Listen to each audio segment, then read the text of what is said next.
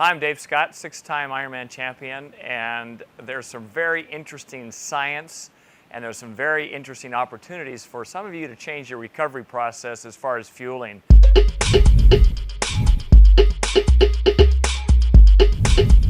I think the old school was get that fuel in right after you finish the workout and fuel up right away because that'll start the repair. But what we really want to look at is, are we really optimizing that point where there's breakdown and now we're starting to repair? Remember, the breakdown is good. We want that inflammatory response from exercise. We want to really kind of tax our system, and we get elevated levels of hormone. We get muscle microfiber tearing, and we get changes that really cause our body to say we now need to adapt. So what do? When does this window on the timing of fueling start, and what type of foods should we take in to start this repair and rebuild? First off, we want to really wait about 40 minutes after we finish. And the reason is, if I flood myself with carbohydrates right after I finish, and I grab what typically has been done, the gels and the fluid replacement drink, what that does, it totally negates the testosterone and human growth hormone, HGH.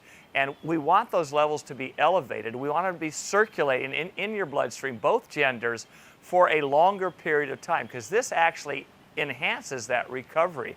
And we look at recovery, it's not just muscle repair. I think people say, gee, I want my muscles to rebound. We have to think of hormones which affect every single cell in our body and every single system in our body. And we have to look at all the organs as well, not just skeletal muscle, smooth muscle, heart, kidneys, and also liver where we process our food. So it's the whole system that is affected by the recovery. What's the first thing that you take in, whether you're carbohydrate adapted, whether you're more fat adapted in your daily dietary intake, is that you want to try to take in whey protein. And I like the EAS 100% whey protein because it's very good quality protein.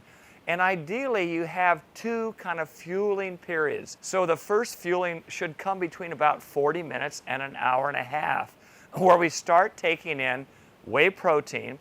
Anywhere between, this is kind of a broad scale, anywhere between about 10 grams up to about 25 grams. Again, the 25 grams would be for the bigger athlete, higher lean mass, and a higher intensity workout. Also, we can include carbohydrate. Carbohydrate adapted person will take in somewhere between about 10 grams of carbohydrate up to around 25 to 30 and possibly up to 50 grams of carbohydrate, again for the carbohydrate adapted athlete. The fat adapted athlete, a lot less on the carbohydrates, 4 to 8 grams on the low end, up to around 20 grams. So quite a range. But the one thing to keep in mind is that the protein amount is about the same. The second feeding should come within that end of that window, so somewhere between 2.5 to 3.5 hours, you're going to have an equal amount. So I mentioned 25 grams of protein. An easy way to think of this, we'll divide that in half, roughly 12 grams in the first feeding, 12 in the second feeding, and then you're on your way to really enhance that recovery and rebuild process. What's been happening over the last 20 years in the sport is that we've become pretty gluttonous on the simple carbohydrates. We've taken a lot of fluid replacement drink, we drink a lot of gels, there's all different permutations of refined carbohydrates, and it really causes a decline in the potential recovery process.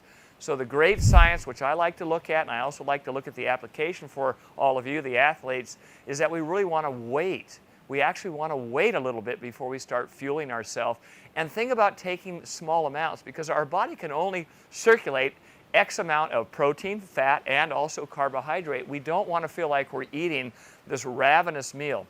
And lastly, on that second feeding, you can include whole food.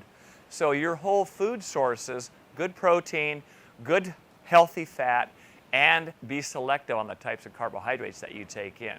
I hope that helps. I hope it gives you a start in that whole refueling and rebuilding process post-exercise and post-race. All the best to you.